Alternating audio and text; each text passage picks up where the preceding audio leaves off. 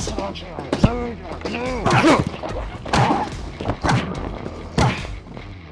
this video, we are going to show you how to avoid a surprise attack.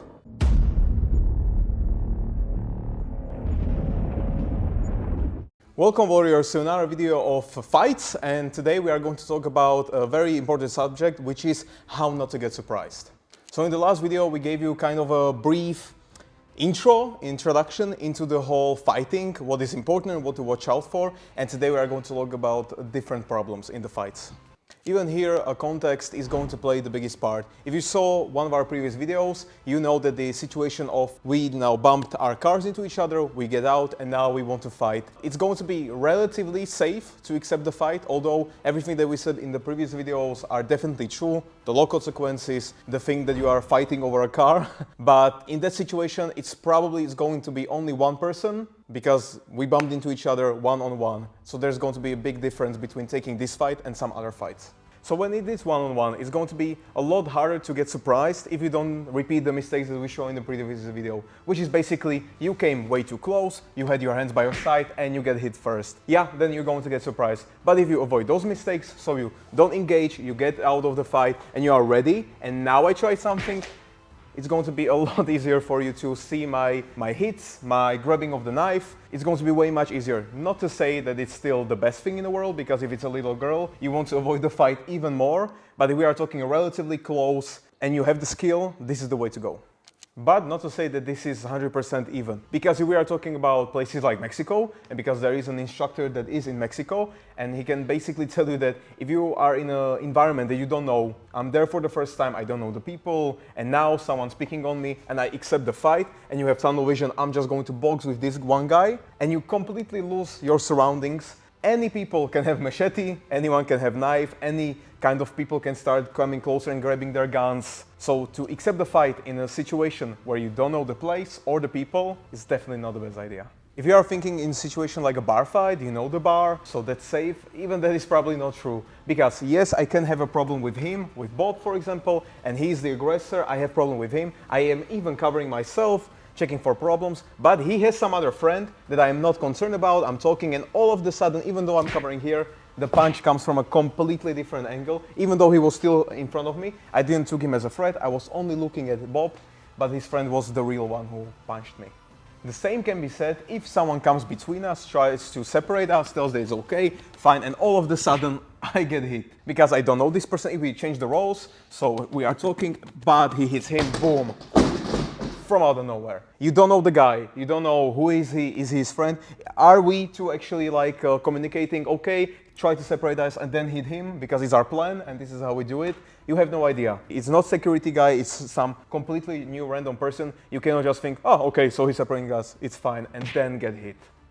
So to think of only one person as a threat is a big mistake. He's probably going to have friends in there and they're probably going to have many weapons. So if you think about just the glass, he comes and hits me across my face with it. The same goes with chairs, how much is it going to hurt? Or just the stick that you are playing a pool table with. Like if he hits me to the head, I'm probably bleeding to my brain and it's over. The same goes if they are a group. What is it going to be their goal? Either to punch me, pummel me, or take me down and kick me on the floor, or just take out the knives and stab me.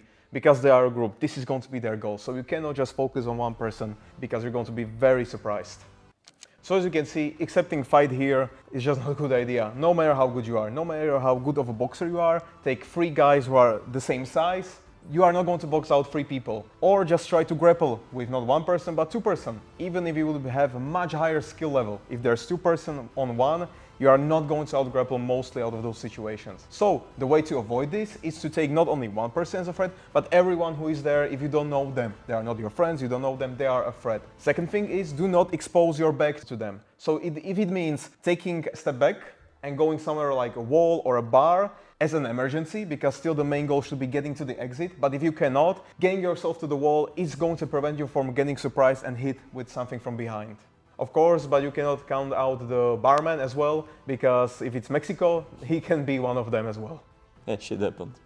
So we are talking about now 2 person, me and the Bob. Bob is the aggressor, I'm the one standing, but he's not only focusing on 1 person, but taking both of us as a threat. You will try to go and escape from the road that you can, if possible. If it's not possible, and I at any point go into hit and hit, and get out, not just stand in one place. Hit, and go to the nearest exit as you can. This is what gives you those 2 or 3 extra seconds before we gather our thoughts and go after you again, to get into your car, to get to the exit, to prepare your weapon, because you now have the time. If you will be just counting, I hit and they fall, and they will be knocked out, not to say it never can happen, but to really put your life on something like this is very stupid. You should definitely hit and create a distance for something, because we will come after you again, so we need to get out of the way as soon as possible. There's definitely some video that you saw of a person just standing and he hits the first person and second, and we just fall down and it's over. But that's mostly because this is the most popular video, so internet is going to recommend you this video again and again, and then people start thinking, oh, this is how fights actually look, which is not true, because in Peter's case, is a person who saw hundreds of those videos. It doesn't happen that often. So there's a difference between seeing one video and thinking this is how it happens all the time, or this is just one case out of 50, out of 100. That's what you need to base on your training and your thinking of the whole situation. If this happens once out of 100, it's not a big chance that it will happen for you.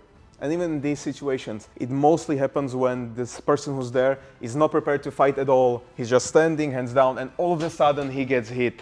Here, 3 things. I'm not even prepared, I'm just standing and I get hit with a shot.